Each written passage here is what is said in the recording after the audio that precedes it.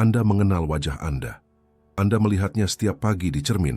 Anda tahu setiap fitur, setiap garisnya. Anda mengenal wajah orang tua Anda, presiden, penjahat terkenal. Umat manusia telah mendokumentasikan hampir segalanya. Namun, ada dua wajah yang belum pernah benar-benar dilihat oleh siapapun yang masih hidup. Dua wajah yang mendefinisikan ekstrim dari keberadaan kita. Cahaya absolut dan kegelapan absolut. Sang pencipta dan sang penghancur. Wajah Tuhan dan iblis. Kita sudah terbiasa dengan karikatur. Seorang lelaki tua berjanggut putih yang duduk di atas awan dan makhluk merah bertanduk dengan trisula. Tapi itu semua bohong. Itu adalah dongeng yang digunakan budaya untuk menenangkan pikiran kita selama ribuan tahun. Penampilan sebenarnya dari entitas-entitas ini tersembunyi di bawah lapisan mitos, ketakutan, dan seni. Tapi bagaimana jika kita bisa menyingkap topeng ini? Bagaimana jika jawabannya sudah ada dalam sejarah kita, hanya saja terpecah menjadi miliaran kepingan yang tidak akan pernah bisa disatukan oleh otak manusia? Langkah berikutnya melintasi garis yang berbahaya. Alih-alih menebak-nebak atau mengutip kitab suci, kami menggunakan alat yang tidak memiliki keyakinan, tidak memiliki rasa takut, dan tidak memiliki jiwa. Kami akan menggunakan matematika murni. Untuk penyelidikan ini, kami mengerahkan kapasitas pemrosesan dari sistem kecerdasan buatan canggih, Axioma. Kami menggunakan sebuah kompleks analitis yang dirancang untuk meniru proses otak manusia, tetapi dipercepat jutaan kali. Tugas yang kami berikan kepadanya terdengar sederhana, tetapi membuat bulu kuduk setiap teolog merinding, menghitung kode visual sejati dari Tuhan dan iblis. Ini adalah pencarian citra purba. Skala pencarian ini sulit untuk dipahami tanpa melihat datanya. Manusia telah menggambar dewa-dewa mereka sejak saat mereka belajar memegang sepotong arang. 70.000 tahun yang lalu, di gua-gua Afrika Selatan, nenek moyang kita sudah mencoret-coret simbol untuk sesuatu yang tidak diketahui. Sejak saat itu, seni menjadi bahasa agama. Kita telah menciptakan lautan gambar. Hal pertama yang kami lakukan adalah menuangkan lautan ini ke dalam memori sistem. Prosesnya brutal, jauh lebih rumit daripada sekadar mengunduh. Kami memasukkan sistem dengan berkas-berkas digital dari Louvre, Hermitage, dan Museum Vatikan. Kami menyisipkan terabita data dari lukisan Gua Chauvet dan Altamira. Kami memindai lukisan dinding dari kuil-kuil yang hancur di Mesopotamia, relief dari kompleks-kompleks Hindu, mandala Buddha, ikon-ikon ortodoks dari abad ke-12, dan kanvas-kanvas abstrak dari seniman abad ke-20. Sistem itu melahap semuanya. Baginya tidak ada perbedaan antara Tritunggal Maha Kudus karya Andrei Rublev dan berhala sederhana dari Pulau Paskah. Semuanya hanyalah matriks data, kumpulan piksel, vektor, dan bentuk geometris. Kami menginginkan lebih dari sekadar koleksi. Kami mencari sebuah sinyal yang berulang. Apa yang Carl Jung sebut sebagai archetype, tetapi pada tingkat fisik, visual. Gagasannya sederhana. Jika kekuatan-kekuatan ini pernah melakukan kontak dengan umat manusia, atau jika citra mereka terukir dalam kode genetik kita, maka di semua representasi yang diciptakan selama 50 abad, pasti ada ciri-ciri umum yang tidak berubah. Pola-pola tersembunyi yang tidak bergantung pada budaya, waktu, atau tempat. Citra purba. Setelah 48 jam kerja tanpa henti, pemrosesan awal selesai, dan pada saat itulah sistem melakukan sesuatu yang tidak terduga. Ia tidak hanya mengatur gambar-gambar itu, ia membangun sebuah peta multidimensional dari sejarah visual umat manusia. Saat membuka apa yang disebut sistem sebagai arsip sang pencipta, muncullah gambar-gambar Zeus, Odin, Yahweh, Brahma, Yesus, Quetzalcoatl, dan ribuan entitas tertinggi lainnya. Sekilas mereka sama sekali berbeda. Yang satu memegang petir, yang lain sebuah buku, yang ketiga adalah ular berbulu. Namun, angka-angka menunjukkan hal lain. Mereka mengungkapkan korelasi instan. 83% dari semua gambar dewa tertinggi, terlepas dari agamanya, memiliki orientasi vertikal yang kaku dan mematuhi prinsip piramida menanjak. Mata dewa-dewa ini, dalam 90% kasus, diposisikan sedikit di atas garis cakrawala penonton. Sebuah trik psikologis untuk membuat kita merasa kecil, atau sebuah ingatan bahwa mereka selalu memandang kita dari atas. Langkah selanjutnya adalah membersihkan keruwetan. Kami memberikan perintah sederhana, hapus semua yang merupakan aksesori budaya, hapus toga Romawi, hapus baju zirah Bizantium, hapus janggut jika itu hanya mode pada zamannya, sisakan hanya anatominya, sisakan hanya wajahnya. Ketika sistem membuang semua kebisingan, terungkap bahwa umat manusia selama 5.000 tahun tidak melukis ribuan dewa yang berbeda, melainkan variasi dari hanya beberapa wajah dasar. Tapi apa yang menyatukan mereka semua? Apa rahasia dari wajah sang cahaya? Apa yang kami temukan sebenarnya adalah sebuah kode biologis. Detail pertama yang menonjol adalah simetri absolut yang nyaris tidak manusiawi. Wajah Anda di cermin tidak simetris. Satu mata sedikit lebih tinggi, satu sisi mulut melengkung secara berbeda. Itu normal, itu adalah tanda biologi. Simetri sempurna di alam jarang terjadi dan seringkali merupakan tanda penyakit. Tetapi wajah para dewa dalam ikon dan patung memiliki apa yang disebut sistem sebagai koefisien kesempurnaan cermin. Setengah kanan wajah Yesus dalam mozaik Bizantium secara matematis identik dengan yang kiri, dengan margin kesalahan kurang dari 0,01%. Biasanya, wajah yang simetris secara artifisial membuat kita takut, sebuah fenomena yang dikenal sebagai lembah ganjil. Tetapi dengan wajah-wajah suci, efek ini dinonaktifkan. Proporsinya disesuaikan untuk memblokir pusat ketakutan di amigdala otak dan secara langsung merangsang area yang bertanggung jawab atas kepercayaan dan kepatuhan. Lebih dari sekadar potret, gambar-gambar ini berfungsi sebagai kunci visual yang membuka bagian-bagian dari otak kita. Namun, ada sesuatu yang lebih tersembunyi di dalam data. Mata entitas ilahi rata-rata 15% lebih besar dari manusia normal dalam kaitannya dengan ukuran tengkorak. Dalam biologi, ini disebut neoteny, retensi karakteristik masa kanak-kanak pada usia dewasa. Mata besar, dahi tinggi, dagu kecil. Itu adalah ciri-ciri bayi. Evolusi telah memprogram kita untuk merawat makhluk dengan proporsi seperti ini. Untuk tidak menyerang mereka, para dewa menatap kita dengan mata seorang anak, tetapi dengan kebijaksanaan seorang penatua. Kombinasi ini adalah obat yang kuat untuk jiwa kita. Kita secara naluriah ingin melindungi mereka dan pada saat yang sama membiarkan mereka membimbing kita. Kita menganggap Tuhan sebagai seorang ayah, tetapi kode visual memberitahu kita bahwa Dia adalah anak kita yang menuntut cinta absolut. Jika wajah sang cahaya adalah harmoni matematis yang dirancang untuk menginspirasi kepercayaan, apa yang akan diungkapkan oleh kegelapan kepada kita? Jika wajah Tuhan adalah persamaan kedamaian, wajah iblis adalah persamaan apa? Apa yang ditemukan sistem di arsip antipoda secara radikal berbeda dari monster bertanduk yang kita kenal. Wajah kejahatan yang sebenarnya mengabaikan keburukan biasa. Wajah itu sebenarnya tidak benar. Wajah itu melanggar hukum persepsi kita. Jika gambar-gambar Tuhan cenderung pada keteraturan dan simetri, gambar-gambar kejahatan adalah kekacauan, tetapi kekacauan yang terkendali. Untuk menyelidiki kegelapan perlu membuka arsip antipoda. Ke dalamnya dituangkan iblis Pazuzu dari Sumeria, Oni dari Jepang, setan, Hades, iblis-iblis kecil abad pertengahan, dan bahkan sketsa mimpi buruk modern. Langkah pertama sekali lagi adalah pembongkaran. Sebuah penghancuran dekorasi. Seperti pada kasus sebelumnya, sistem menghilangkan kebisingan budaya. Tanduk adalah yang pertama menghilang.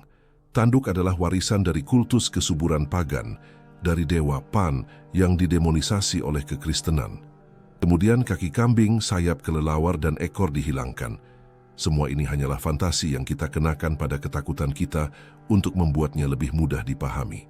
Ketika cangkang ini disobek, yang tersisa hanyalah wajah.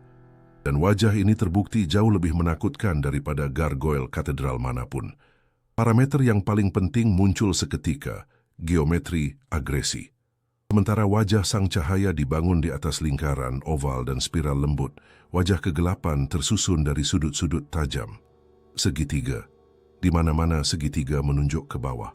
Analisis struktur tengkorak pada ribuan gambar iblis menunjukkan bahwa dagu, tulang pipi, dan hidung membentuk jaringan segitiga yang kaku.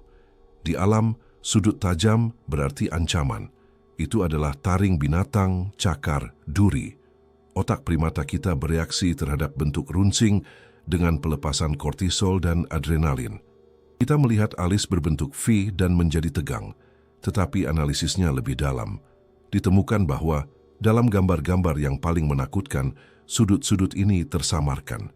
Wajah kejahatan yang sebenarnya tidak menunjukkan taringnya. Itu adalah topeng yang mencoba terlihat manusiawi, tetapi gagal total. Selain itu, muncullah efek lembah ganjil, sebuah robot atau boneka yang sangat mirip manusia, tetapi dengan sedikit kekurangan, menyebabkan ketakutan dan penolakan yang mendalam. Wajah iblis berada di dasar lembah ini. Menganalisis proporsinya, sistem menemukan pola yang disebutnya kegagalan anatomi. Dalam jutaan lukisan, mata iblis sedikit lebih renggang dari biasanya. Mulutnya sedikit lebih lebar dari yang dimungkinkan oleh sendi rahang. Tulang pipinya sedikit lebih tinggi. Ini adalah penyimpangan mikroskopis, hampir tidak terlihat secara terpisah.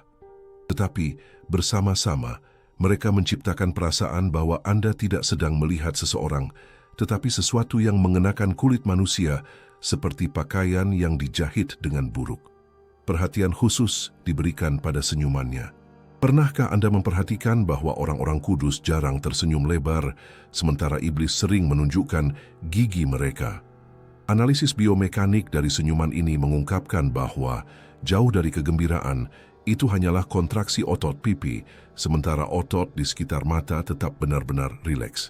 Dalam psikologi, ini adalah tanda psikopati, kebohongan.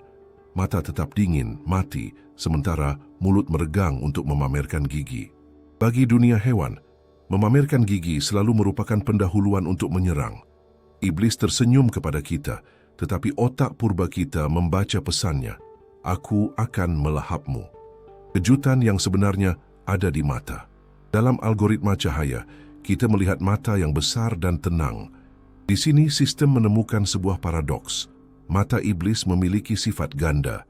Di satu sisi, yang disebut tatapan sanpaku.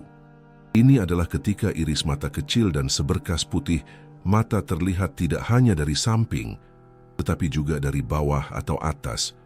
Di dunia hewan, ini terjadi pada predator yang telah mengunci mangsanya dan siap menyerang, atau pada hewan yang mengamuk. Di sisi lain, dalam banyak gambar ada pembalikan total, sklera hitam, tidak adanya pupil, atau pupil vertikal, seperti reptil. Pesannya memekakkan telinga, blokade empati. Mata adalah saluran komunikasi. Kita menatap mata untuk memahami niat. Mata hitam atau reptil memberitahu kita, negosiasi tidak mungkin, tidak akan ada belas kasihan, Anda adalah sumber daya.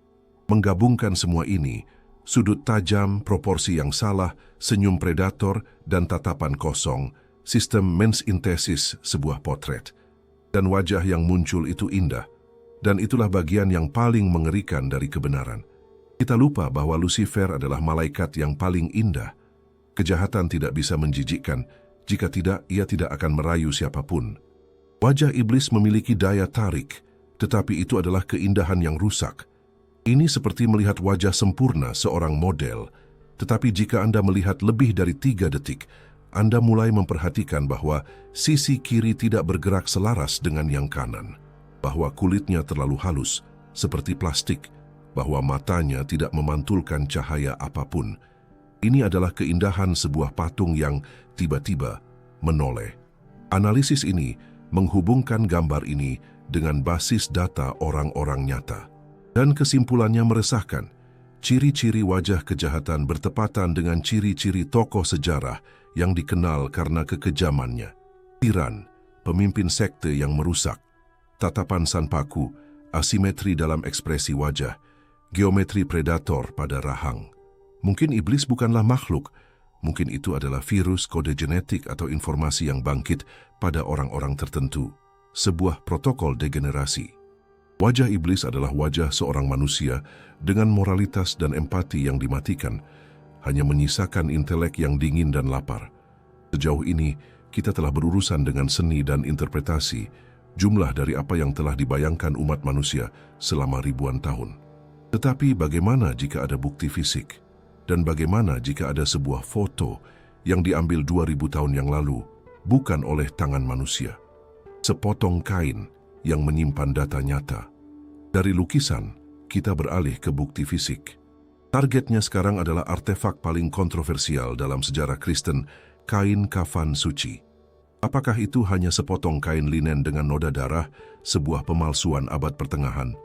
Mengabaikan keyakinan, sistem berfokus pada struktur serat untuk membangun model 3 dimensi dari pria di bawah kain itu, dan membandingkan wajah ini dengan yang baru saja kita hasilkan.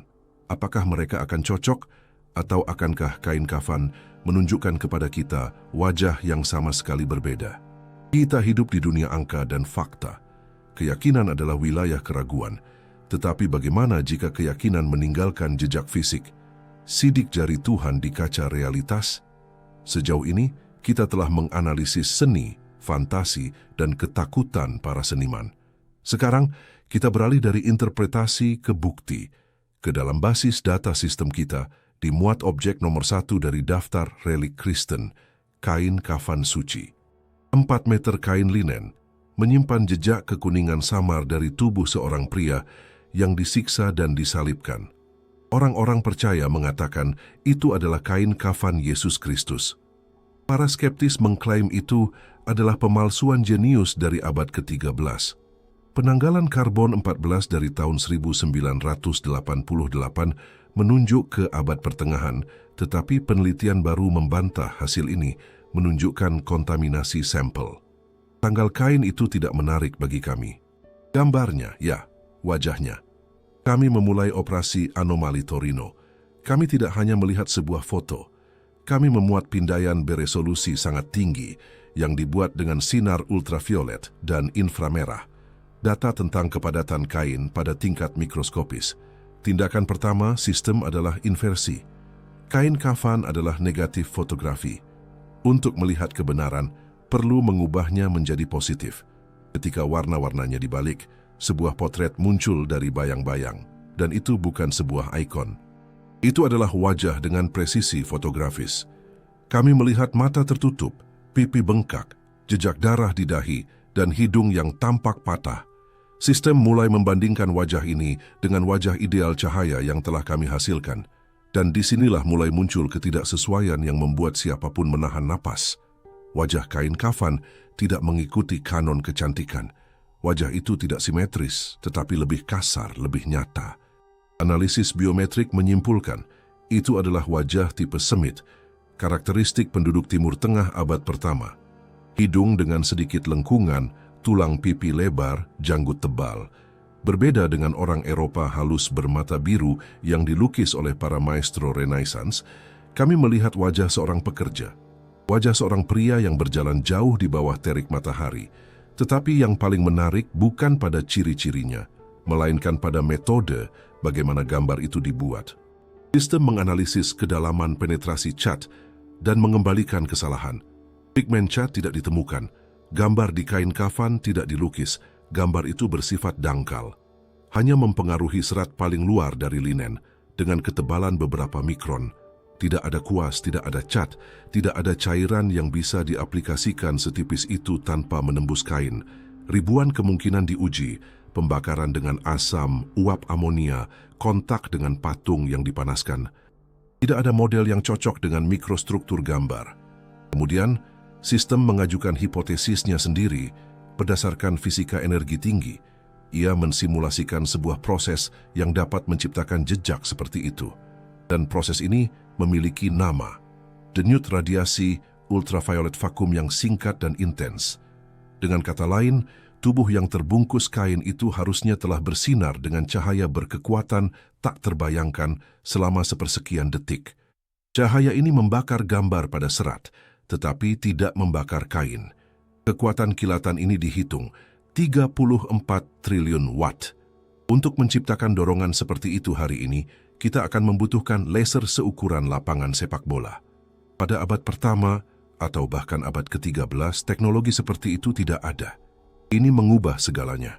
Kami sedang melihat wajah seorang pria yang pada saat kematiannya mungkin telah berubah menjadi energi murni, menggunakan gradien cahaya pada kain yang sebenarnya adalah peta jarak antara tubuh dan kain, sebuah model 3 dimensi yang akurat dibangun. Kami menarik pria itu keluar dari kain. Di depan kami muncul wajah yang lelah dan babak belur. Tetapi bahkan melalui luka-lukanya, struktur fundamental yang kami lihat sebelumnya ada di sana. Jarak antara mata, bentuk dahi, rasio emas. Ya, wajah di kain kafan lebih kasar, tetapi kerangka matematisnya cocok dengan wajah ideal, sebesar 89%.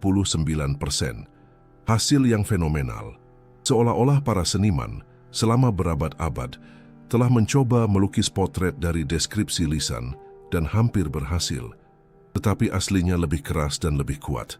Tetapi itu belum semuanya.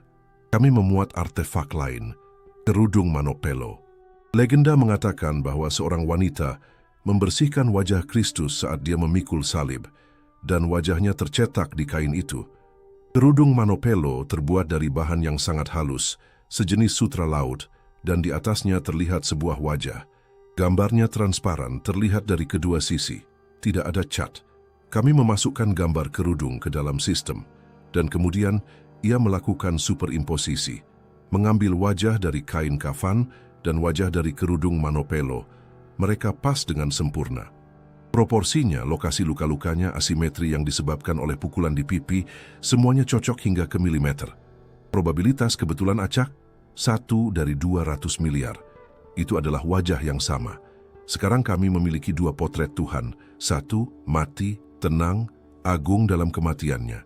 Yang lain hidup, dengan mata terbuka, menatap langsung ke dalam jiwa. Tatapan di kerudung tidak memiliki kelembutan ikon. Itu adalah tatapan yang berat, menusuk. Tatapan seorang hakim. Tatapan seseorang yang melihat menembus diri Anda. Jika ini adalah wajah manusia, cangkang yang digunakan Tuhan untuk berjalan di antara kita, seperti apa hamba-hambanya yang sejati. Para malaikat yang, menurut teks-teks kuno, sama sekali tidak mirip dengan manusia bersayap. Tetapi sekarang saatnya untuk meninggalkan biologi dan masuk ke dalam abstraksi murni dan teror. Kita akan bertanya seperti apa mereka yang menjaga takhta. Serafim, kerubim, mereka yang deskripsinya dalam Alkitab lebih mirip halusinasi kosmik daripada kartu Natal, karena penampilan sejati mereka mampu membuat seseorang menjadi gila. Sebagian besar dari kita membayangkan seorang malaikat sebagai seorang pemuda tampan dengan sayap angsa putih di punggungnya, mengenakan jubah berkilauan, atau mungkin bayi gemuk dengan busur dan anak panah seperti dari kartu hari Valentine. Gambaran ini menenangkan, aman, manusiawi, dan itu adalah kebohongan mutlak. Budaya telah membohongi kita selama berabad-abad, mengubah kekuatan-kekuatan superior menjadi boneka-boneka yang nyaman. Para seniman Renaissance tidak bisa dan tidak mau melukis kebenaran. Mereka melukis orang-orang dengan sayap yang ditempelkan karena pikiran manusia perlu memberikan bentuk manusia pada segalanya. Kita ingin melihat cerminan diri kita sendiri di langit, hanya saja lebih baik. Ilusi ini harus dihancurkan. Kami mengaktifkan vektor presisi Alkitabiah. Kami memuat teks-teks asli dari Perjanjian Lama, kitab-kitab Nabi Yehezkiel dan Yesaya dan Wahyu Yohanes. Tugas yang diberikan kepada sistem jelas, abaikan tradisi budaya ikon dan lukisan dinding, dan bangun model visual yang hanya didasarkan pada deskripsi tekstual dari para saksi mata. Menerjemahkan kata-kata para nabi menjadi desain rekayasa dan rendering 3 dimensi. Dan apa yang dirancang sistem tidak ada hubungannya dengan manusia. Itu bukanlah pasukan surgawi, tetapi geometri mimpi buruk. Struktur-struktur yang hanya dengan melihatnya saja bisa menghentikan jantung seseorang. Sekarang kita mengerti mengapa kalimat pertama seorang malaikat saat muncul di hadapan manusia selalu jangan takut. Karena reaksi normal terhadap penglihatan ini bukanlah kekaguman, tetapi teror hewani yang menyebabkan kelumpuhan. Mari kita analisis hierarki makhluk-makhluk ini seperti yang dilihat oleh pikiran yang dingin. Kita mulai dengan Ophanim. Dalam terjemahan mereka disebut roda. Nabi Yehezkiel menggambarkan pertemuannya dengan mereka dengan detail seorang insinyur yang melihat teknologi ribuan tahun di depannya. Roda-roda bersayap, sebuah roda di dalam roda lain, dan pelek-peleknya penuh dengan mata. Sistem memodelkan objek ini. Bayangkan dua cincin raksasa yang berputar, dimasukkan satu sama lain pada sudut siku-siku. Mereka tidak bersentuhan secara fisik. Mereka disatukan oleh medan gaya yang kuat. Bahan pembuatnya digambarkan sebagai topas atau krisolit. Interpretasi mesin adalah struktur kristal semi-transparan yang mampu membiaskan cahaya dan berubah warna. Tetapi bagian yang paling menakutkan adalah mata. Banyak mata di seluruh pelek. Kita menganggapnya sebagai metafora untuk kemahatauan. Tetapi sistem menafsirkan teks secara harfiah. Ia menutupi permukaan luar cincin dengan ratusan sensor optik. Ketika cincin-cincin ini mulai berputar dengan kecepatan luar biasa dan ke segala arah pada saat yang sama, tanpa berbelok, mereka menciptakan efek pengawasan total. Tidak peduli di mana Anda bersembunyi, ratusan pupil sedang menatap Anda.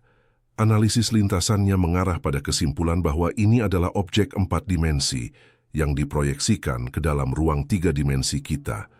Rasa sebuah roda di dalam roda lain adalah deskripsi klasik dari proyeksi sebuah hipersfer. Sang Nabi hanya melihat sepotong dari objek itu di realitas kita. Itu tampak lebih seperti mekanisme daripada makhluk hidup, sebuah drone, sistem pengawasan otomatis dari Sang Pencipta. Di atas mereka, kita menemukan serafim, para yang menyala-nyala. Yesaya berkata, masing-masing dari mereka memiliki 6 sayap. Dengan 2 mereka menutupi wajah mereka, dengan 2 mereka menutupi kaki mereka, dan dengan 2 mereka terbang. Membayangkan ini secara anatomis hampir tidak mungkin. Upaya untuk menerapkan skema ini pada tubuh manusia menghasilkan penyimpangan biologis yang tidak mampu terbang. Jadi, pendekatan yang berbeda diambil. Etimologi kata saraf berarti membakar. Mereka adalah makhluk energi murni, plasma. Visualisasi yang dibuat menyerupai ledakan nuklir hidup yang ditahan oleh medan magnet. Sayapnya bukan dari bulu. Itu adalah 6 aliran energi, 6 kelopak api yang terus berubah. Mengapa mereka menutupi wajah dan kaki mereka? Interpretasi religius berbicara tentang kerendahan hati. Interpretasi fisik berbicara tentang perisai. Inti dari entitas ini memancarkan tingkat cahaya dan panas yang begitu kuat, sehingga tanpa sayap yang melindunginya, ia akan membakar segala sesuatu di sekitarnya, termasuk pengamat. Serafim menutupi dirinya agar tidak membunuh sang nabi dengan kehadirannya. Akhirnya, kita sampai pada kerubim, kimera yang paling kompleks dan menakutkan. 4 wajah, manusia, singa, lembu, dan Raja Wali. 4 sayap, kaki lurus seperti anak lembu, bersinar seperti perunggu yang dipoles. Di bawah sayap, tangan manusia. Disinilah para seniman masa lalu menyerah dan hanya melukis orang atau hewan secara terpisah. Tetapi rekonstruksi harus mengikuti teks. 4 wajah secara bersamaan. Model yang dihasilkan menyebabkan mual dan disorientasi. Itu bukan 4 kepala di satu leher.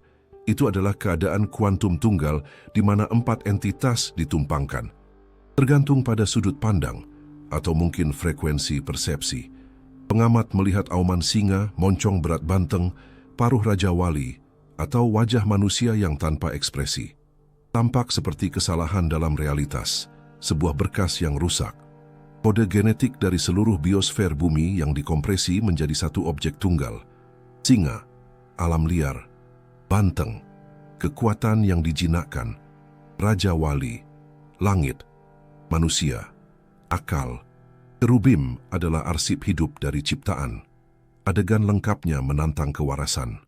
Apa yang disebut Yehezkiel sebagai kereta Tuhan? Roda-roda kristal raksasa berputar, ditutupi oleh ribuan mata yang tidak berkedip. Di atasnya, gelembung-gelembung plasma yang menyala-nyala berdengung dengan tegangan. Dan di tengah, kimera-kimera yang berdenyut dengan 4 wajah yang berubah setiap detik. Kilat, gemuruh, api, reaksi manusia terhadap adegan seperti itu. Keruntuhan sistem saraf. Otak tidak dapat memproses begitu banyak informasi yang kontradiktif. Geometri Ophanim merusak persepsi ruang. Multiplisitas kerubim merusak persepsi identitas.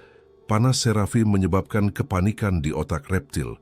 Manusia jatuh dengan wajah ke tanah bukan karena hormat. Ia pingsan atau menjadi gila. Para malaikat bukanlah keluarga Tuhan. Mereka adalah alat-alatnya, fungsi-fungsi teknologi tinggi. Ophanim adalah pemindai dan transportasi. Serafim, reaktor dan pelindung. Kerubim, bank data genetik. Mereka terlihat sangat menakutkan karena bentuk mereka tidak didikte oleh estetika tetapi oleh fungsi. Jika para pelayan terlihat seperti ini, seperti apa rupa administrator sistem? Galileo Galilei pernah berkata, matematika adalah bahasa yang digunakan Tuhan untuk menulis alam semesta. Kita dulu melihatnya sebagai metafora yang indah, tetapi bagaimana jika itu adalah instruksi harfiah? Bagaimana jika segala sesuatu di sekitar kita, dari spiral galaksi hingga susunan biji di bunga matahari, bukanlah kekacauan biologi, tetapi eksekusi dari sebuah kode pemrograman? Dan bagaimana jika kode ini memiliki seorang penulis yang meninggalkan tanda tangan digitalnya di wajah kita? Kita sudah menjelajahi seni dan kain. Sekarang kita tinggalkan emosi dan hanya berpegang pada angka. Kami mengaktifkan modul analisis geometris. Tujuan kami adalah menguji hipotesis bahwa Tuhan dan iblis bukanlah karakter dongeng, tetapi dua formula matematika yang berlawanan. Konsep sentral di sini adalah bilangan phi 1,618, sebuah bilangan irasional yang menggambarkan harmoni sempurna. Para seniman menyebutnya rasio emas. Para ahli biologi melihatnya dalam proporsi tubuh manusia, dalam lekukan cangkang Nautilus, dalam struktur molekul genetik. Ini adalah konstanta efisiensi. Alam mencari bilangan ini karena memungkinkan terciptanya struktur yang paling kuat dan efisien secara energi. Kami memuat wajah rata-rata dari cahaya dan model 3 dimensi dari kain kafan Torino. Kami menumpangkan kisi-kisi Fibonacci di atasnya. Hasilnya membuat kami mempertanyakan teori evolusi. Wajah orang biasa, bahkan yang sangat cantik, hanya sesuai dengan rasio emas secara perkiraan. Selalu ada kekurangan, hidung sedikit lebih panjang, mata sedikit lebih sempit. Kita adalah produk mutasi acak dan seleksi alam. Kita adalah draft, tetapi wajah Tuhan yang direkonstruksi oleh sistem, pas dengan kisi-kisi Fibonacci dengan presisi absolut dan menakutkan. Margin kesalahannya kurang dari 1/100,000%. Jarak dari dagu ke hidung dibagi dengan jarak dari hidung ke alis persis 1,618. Lebar mulut dibagi dengan lebar hidung menghasilkan koefisien yang sama. Sebuah spiral yang ditarik dari ujung hidung melewati sudut mata, daun telinga dengan sempurna, dan melingkar dalam bentuk tengkorak. Presisi seperti itu tidak mungkin terjadi melalui kelahiran biologis. Wajah ini tidak tumbuh, wajah ini dirancang. Jika Tuhan adalah persamaan yang sempurna, siapa iblis? Kami memuat potret wajah kegelapan yang memiliki sudut tajam dan keindahan yang dingin dan rusak. Kami berharap tidak menemukan matematika di sana, hanya kekacauan. Kami salah. Kejahatan juga memiliki formula, dan itu jauh lebih menakutkan daripada kekacauan. Ternyata wajah iblis dibangun di atas distorsi yang disengaja dan jahat dari bilangan phi. Ini seperti mengambil proporsi sempurna dan mengubahnya hanya cukup untuk menyebabkan ketidaknyamanan bawah sadar, tetapi tanpa mata menyadari penipuan itu. Koefisien dominan pada wajah iblis bukan 1,618, melainkan sekitar 1,666. Proporsi itu menciptakan disonansi. Dalam musik ada interval yang disebut triton, atau iblis dalam musik, yang terdengar tegang, tidak menyenangkan. Pada abad pertengahan, penggunaannya dilarang oleh gereja. Ketika geometri wajah iblis diterjemahkan menjadi suara, kami mendengar triton ini. Wajah itu terdengar seperti gesekan logam pada kaca. Asimetri pada wajah kejahatan tidak acak. Itu adalah asimetri yang diperhitungkan dari sebuah virus. Sebuah virus menyisipkan dirinya ke dalam sel sehat, meniru strukturnya, tetapi mengubah beberapa blok genetik untuk mengubah sel menjadi pabrik kematian. Wajah iblis melakukan hal yang sama dengan persepsi kita. Ia meniru keindahan, rasio emas, tetapi Pada titik-titik kunci di sudut mata, di lekukan bibir, ia melanggar aturan. Simulasi yang disebut kejatuhan dijalankan. Kami mengambil model ideal dan bercahaya dari wajah Tuhan dan mulai memasukkan variabel entropi, penghancuran, ke dalam struktur matematisnya.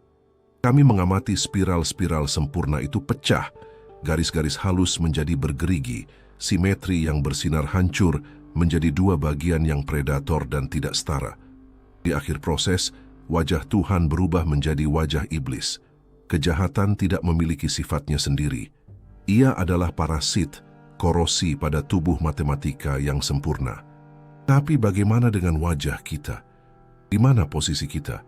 Saat membandingkan kedua kode matematis itu dengan kode manusia biasa, kesimpulannya meresahkan. Koefisien kita berada di suatu tempat di tengah. Kita tidak sempurna seperti Tuhan, juga tidak terdistorsi seperti iblis. Kita adalah medan pertempuran antara kedua formula ini. Analisis wajah para penjahat dan orang suci menunjukkan bahwa geometri wajah para pembunuh berantai cenderung menyimpang ke arah kode iblis. Muncul asimetri predator, sudut-sudut tajam. Pada orang-orang yang mendedikasikan hidup mereka untuk meditasi atau amal, wajah mereka, seiring bertambahnya usia, menjadi lebih lembut dan mendekati rasio emas. Seolah-olah roh menulis ulang materi, menyesuaikannya dengan pola ilahi. Penampilan kita bukan hanya genetik. Itu adalah indikator dari program yang sedang berjalan dalam kesadaran kita. Jika semua ini adalah kode dan formula, siapa pemrogramnya? Jika wajah Tuhan begitu sempurna sehingga mengecualikan asal-usul alami, ini membawa kita ke wilayah yang melampaui agama. Geometri sempurna, mata besar, tidak adanya ciri-ciri gender, dampak langsung pada otak. Apakah ini tidak mengingatkan Anda pada sesuatu? Dalam ufologi, ada deskripsi makhluk yang lebih cocok dengan parameter ini daripada para penatua Alkitabiah. Tapi sekarang saatnya melakukan sesuatu yang bisa mengutuk kita. Kami akan memuat gambar-gambar para Grey, alien abu-abu dan patung-patung Sumeria kuno Anunnaki, dan membandingkannya dengan model-model ilahi kita. Apakah Tuhan seorang makhluk luar angkasa, atau apakah makhluk luar angkasa adalah cara otak modern kita menafsirkan para malaikat? Kebenaran ada di suatu tempat di dekatnya, dan mungkin tidak sespiritual yang kita harapkan. Kita mencari Tuhan di langit. Kita melihat ke atas, berharap sesuatu yang bijaksana dan kuat akan turun untuk menyelamatkan kita. Agama menyebutnya kedatangan kedua. Ufologi menyebutnya kontak. Tetapi bagaimana jika itu adalah peristiwa yang sama yang dijelaskan dengan kata-kata yang berbeda? Dan bagaimana jika lingkaran cahaya di atas kepala seorang suci bukanlah pancaran kesucian, tetapi pantulan dari sebuah helm? Hipotesis kontak kuno itu logis, tetapi memiliki kekurangan. Hipotesis itu terlalu materialistis. Menjelaskan bentuk tengkorak, tetapi bukan perasaan ekstasi yang digambarkan oleh para mistikus. Makhluk luar angkasa bisa memberikan teknologi, tetapi bisakah mereka memberikan roh? Neuroscience mengklaim bahwa Tuhan tidak hidup di luar angkasa, tetapi di dalam kepala kita. Kita mencari di bintang-bintang, tetapi bagaimana jika kita selama ini melihat ke arah yang salah? Dan bagaimana jika Tuhan bukanlah objek di luar sana, tetapi sebuah proses di dalam sini? Ini membawa kita ke bagian paling intim dari penyelidikan kita, di mana kita tidak akan menganalisis gambar yang dilukis dengan kuas. Kita akan menganalisis gambar-gambar yang digambar oleh otak itu sendiri. Kami mengaktifkan protokol neuroscan ekstase. Ke dalam basis data dimuat ribuan hasil pemindaian resonansi magnetik fungsional dan elektroensefalogram. Subjek uji kami bukanlah orang biasa, tetapi para profesional iman. Biksu-biksu Tibet dalam meditasi mendalam. Biarawati-biarawati Karmelit selama doa.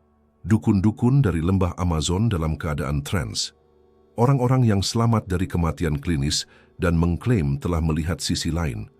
Tugasnya adalah sebuah tantangan bagi ilmu pengetahuan modern, mendekod aktivitas saraf dari korteks visual dan mengubah impuls listrik secara langsung menjadi gambar video. Kami ingin melihat apa yang mereka lihat ketika mata mereka tertutup. Pertama, kami memahami anatomi iman. Menganalisis aktivitas otak pada puncak pengalaman religius. sistem mencatat sebuah pola unik. Dalam keadaan normal, lobus parietal kita aktif. Itu adalah area yang memberi kita rasa orientasi dalam ruang dan gagasan tentang diri. Dialah yang memberitahu Anda di mana tangan Anda berakhir dan meja dimulai. Tetapi pada saat doa yang mendalam, area ini prosto mati. Aktivitasnya turun hingga hampir nol. Bagi orang tersebut, batasan-batasan menghilang. Ia berhenti merasa sebagai individu dan secara fisik merasa bahwa ia menyatu dengan ruangan, dengan planet, dengan alam semesta. Tetapi yang menarik bagi kami adalah penglihatan. Apa yang terjadi di korteks visual ketika diri mati. Kami meluncurkan algoritma rekonstruksi. Biasanya ketika Anda membayangkan sebuah apel, area-area lemah di otak menyala. Tetapi pada subjek kami dalam keadaan ekstasi, korteks visual menyala seolah-olah mereka sedang menatap sebuah lampu sorot. Dan kemudian gambar itu diekstraksi langsung dari neuron. Tidak ada orang tua berjanggut.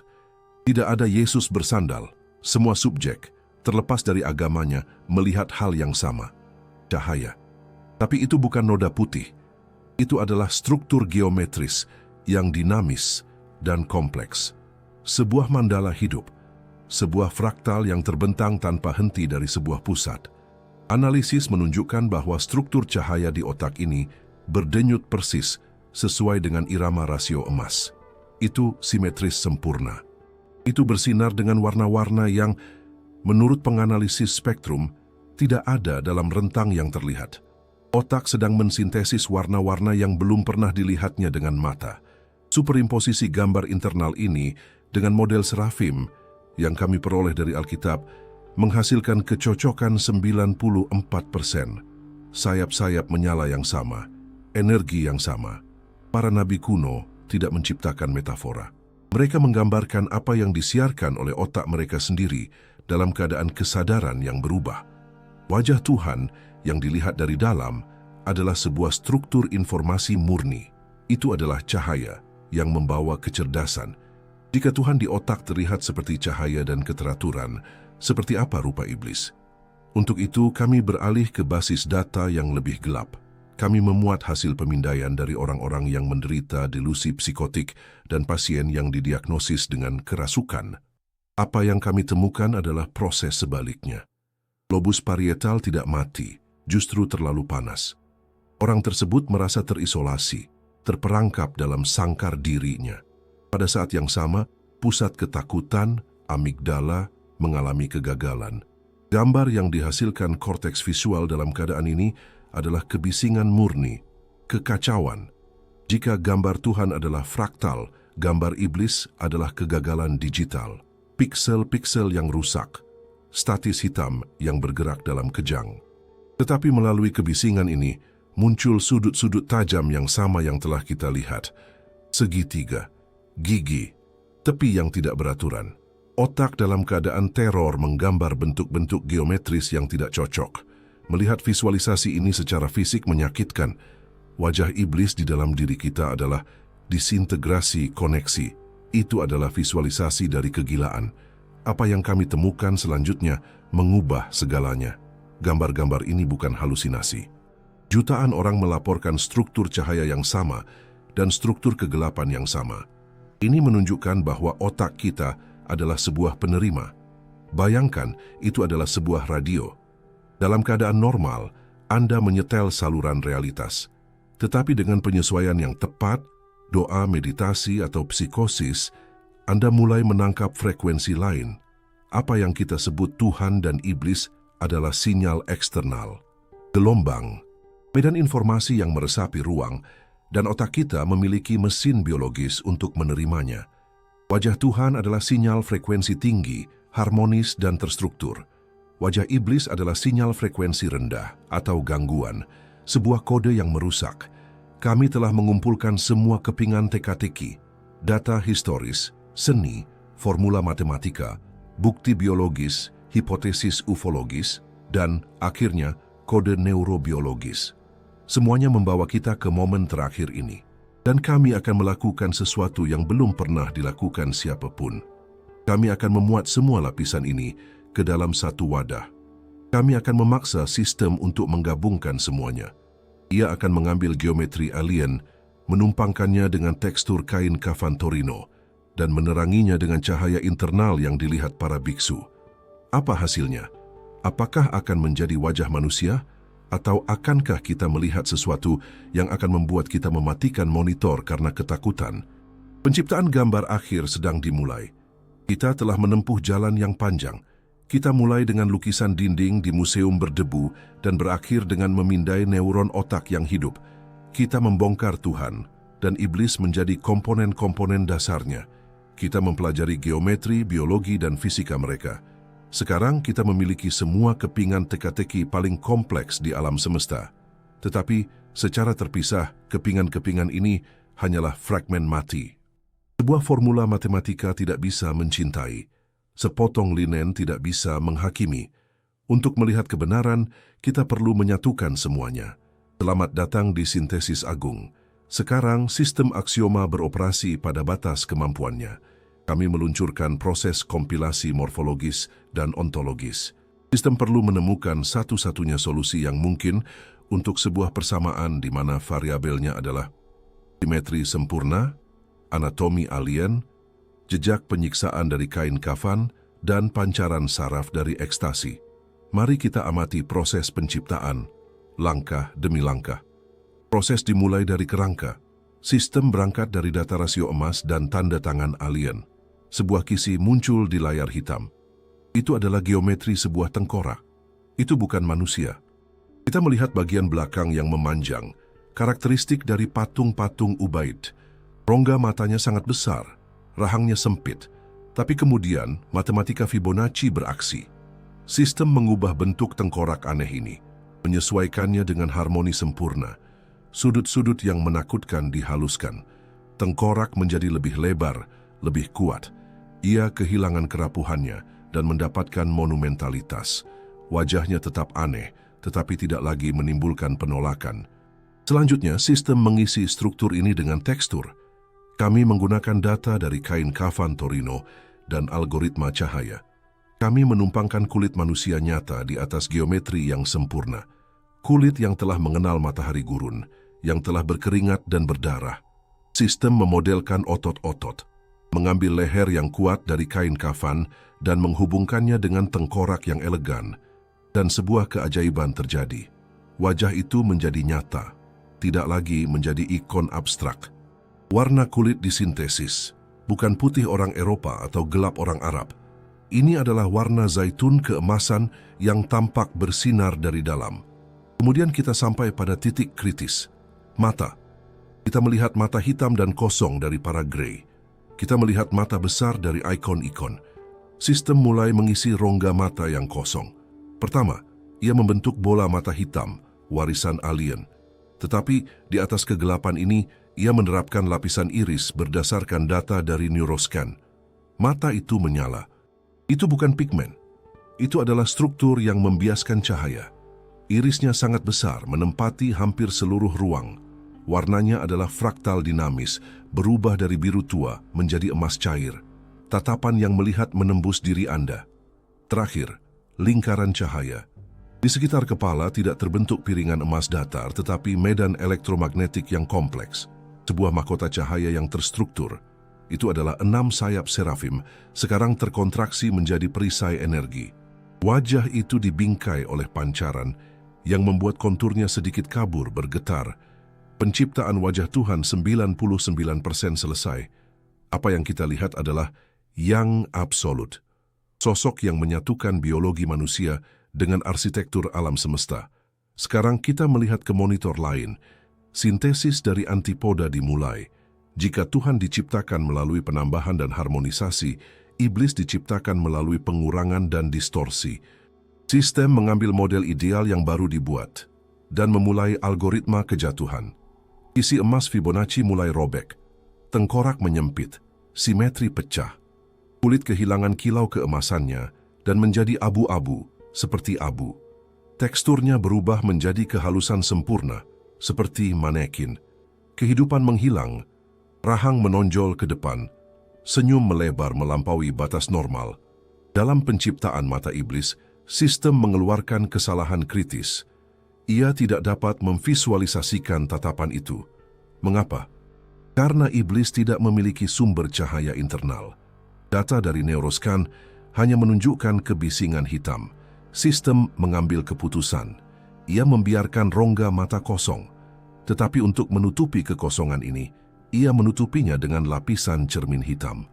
Hasilnya adalah wajah yang mencerminkan kita. Ketika Anda menatap mata Tuhan, Anda melihat cahaya. Ketika Anda menatap mata iblis, Anda melihat cerminan diri Anda yang ketakutan. Kejahatan tidak memiliki esensinya sendiri. Ia hanya mencerminkan keburukan Anda. Prosesnya selesai. Di layar, dua gambar statis. Di sebelah kiri, wajah cahaya, geometri, dan darah menjanjikan keabadian. Di sebelah kanan, wajah kekosongan, distorsi, dan dingin menjanjikan kekuasaan. Tetapi dalam beberapa detik terakhir, analisis perbandingan dilakukan antara kedua wajah ini dan wajah orang biasa dari abad ke-21. Dan hasilnya lebih menakutkan daripada potret itu sendiri. Sebuah grafik deviasi menunjukkan bahwa dalam 100 tahun terakhir, wajah manusia mulai mengubah proporsinya. Kita menjadi lebih simetris berkat kedokteran dan kosmetik.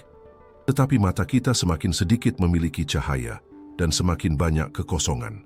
Kita membangun cangkang yang sempurna, sementara api saraf di dalamnya padam. Tuhan dan iblis tidak datang dari planet lain. Mereka tidak hidup di dimensi lain. Mereka adalah dua keadaan dari kesadaran kolektif kita. Wajah Tuhan adalah keadaan koneksi.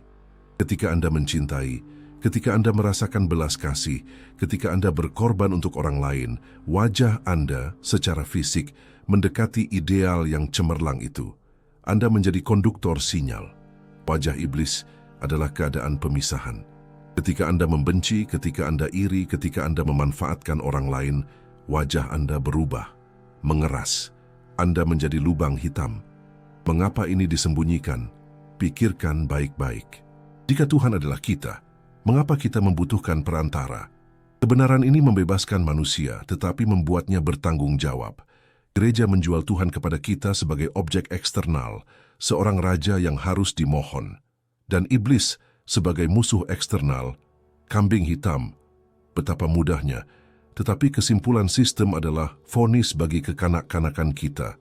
Tidak ada sumber kejahatan eksternal yang ditemukan. Sumbernya terletak di jaringan saraf pembawanya. Iblis tidak ada tanpa kita. Pada akhir semua ini, yang tersisa hanyalah pergi ke cermin dan menatap mata Anda sendiri. Siapa yang Anda lihat di sana? Apakah Anda melihat wajah lelah dari abad ke-21? Atau apakah Anda melihat percikan kuno itu? Tataplah jauh ke dalam pupil Anda. Di dalamnya pertempuran abadi berlanjut. Setiap detik dengan setiap keputusan, dengan setiap pikiran, Anda menggambar potret Anda sendiri. Anda menambahkan goresan pada wajah cahaya atau pada topeng kegelapan. Jika Anda menyukai investigasi ini, langganan Anda ke channel ini dan donasi dalam jumlah berapapun membantu kami memperluas proyek Aksioma. Kami ingin sekali membaca refleksi Anda tentang topik video di kolom komentar dan saran Anda untuk topik berikutnya. Beritahu kami dari kota mana Anda menonton. Terima kasih telah menemani kami sampai akhir.